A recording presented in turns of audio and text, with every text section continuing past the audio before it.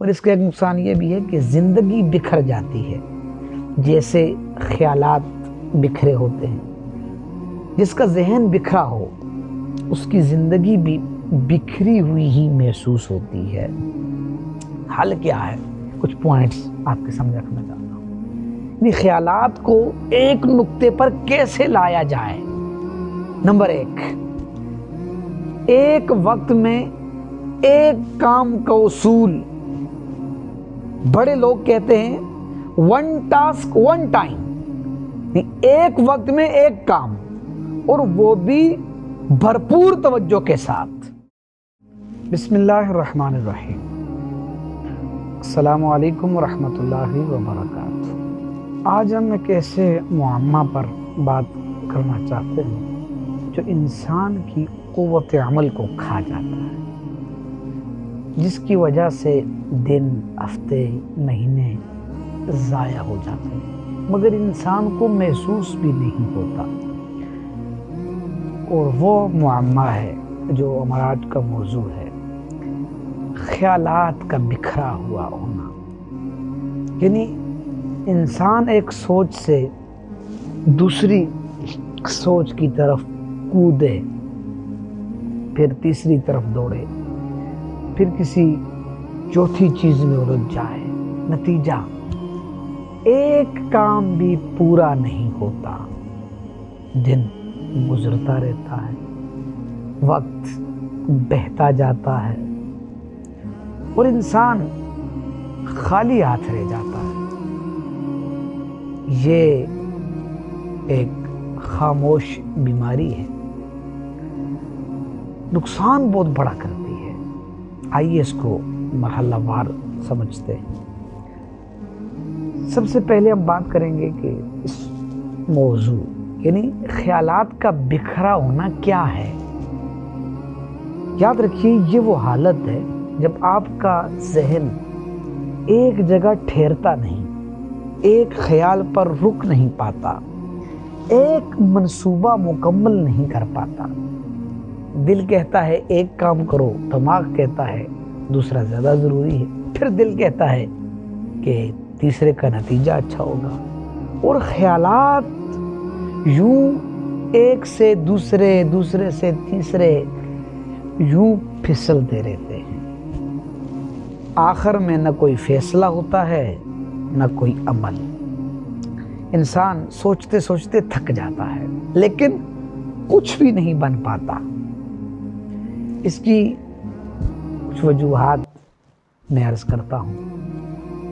خیالات کیوں بکھرتے ہیں؟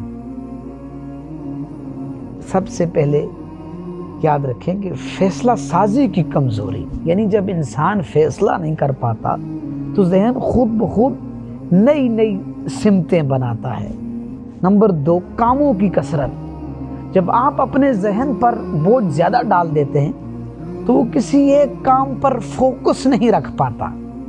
نمبر 3، ذہنی بے چینی۔ سوشل میڈیا، نوٹیفیکیشنز، خبریں اور ادھر ادھر کی باتیں دماغ کو مسلسل بھٹکا دیتی ہیں۔ نمبر 4، غلط پلاننگ۔ اگر آپ کا دن واضح نہ ہو تو خیالات جنگل کی طرح پھیل جاتے ہیں۔ نمبر 5، ٹال مٹول۔ انسان سوچ سوچ کر کام کو دور دھکیلتا ہے اور دماغ مزید الجھ جاتا ہے۔ اس کے کچھ نقصانات جو ہیں اس لحاظ سے کچھ بات کرنا چاہتا ہوں کہ خیالات جب بکھرے رہیں گے، فوکس نہیں ہوگا، نقصانات کے۔ اس بکھراؤ سے کیا ہوتا ہے یہ بتانا چاہتا ہوں۔ نمبر 1، وقت ضائع ہوتا ہے، یعنی سوچتے سوچتے گھنٹے گزر جاتے ہیں اور کام ایک انچ آگے نہیں جاتا۔ اور اس کا ایک نقصان ذہنی دباؤ بڑھتا ہے، یعنی سوچیں زیادہ عمل کم۔ یہ ترکیب دماغ کو تھکا دیتی ہے۔ اور اس کا ایک نقصان خود اعتمادی کم ہو جاتی ہے، یعنی جب آپ کچھ مکمل نہیں کرتے تو دل بے جان اور ارادہ کمزور ہو جاتا ہے۔ اس کا ایک نقصان تعلقات اور ذمہ داریاں متاثر ہوتی ہیں، یعنی جب وقت پر فیصلہ نہ ہو، وقت پر کام نہ ہو تو آس پاس کے لوگ بھی متاثر ہوتے ہیں اور اس کا ایک نقصان یہ بھی ہے کہ زندگی بکھر جاتی ہے، جیسے خیالات بکھرے ہوتے ہیں۔ جس کا ذہن بکھرا ہو اس کی زندگی بھی بکھری ہوئی ہی محسوس ہوتی ہے۔ حل کیا ہے؟ کچھ پوائنٹس آپ کے سامنے رکھنا چاہتا ہوں۔ یعنی خیالات کو ایک نقطے پر کیسے لایا جائے۔ نمبر 1، ایک وقت میں ایک کام کا اصول۔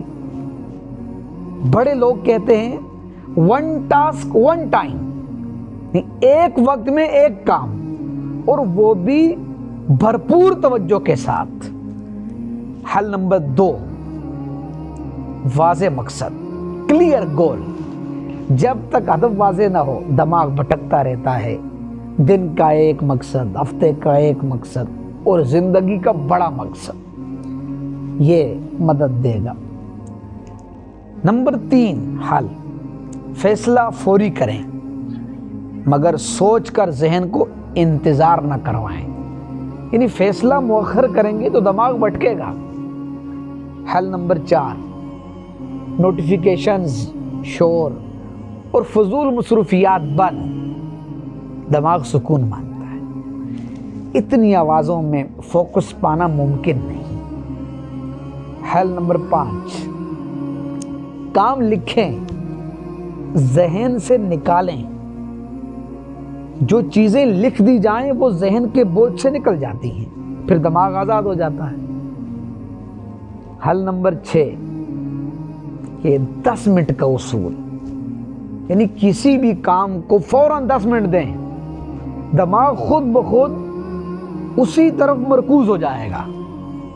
حل نمبر 7، عبادت اور ذکر، دل کو سکون اور ذہن کو مرکزیت ملتی ہے اس سے، ذکر اور عبادت سے۔ اور جو دل مطمئن ہو جائے اس کے خیالات بھی سیدھ میں آ جاتے ہیں۔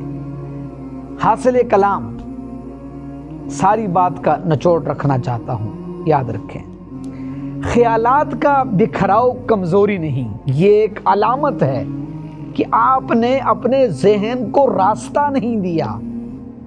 جب مقصد واضح ہو جائے، فیصلہ مضبوط ہو جائے اور عمل مسلسل ہو جائے تو خیالات خود بخود ایک نقطے پر ٹھہر جاتے ہیں۔ جو ذہن ایک جگہ ٹھہر جائے وہ انسان ایک دنیا بدل سکتا ہے۔ تو پھر مجھے اور آپ کو آج فیصلہ کرنا ہوگا کہ میرا ذہن بھٹکے گا نہیں، میرا وقت ضائع ہوگا نہیں، میں اپنی سوچ کو سیدھی لائن میں رکھ کر اپنی زندگی کو بھی سیدھی لائن پر لے آؤں۔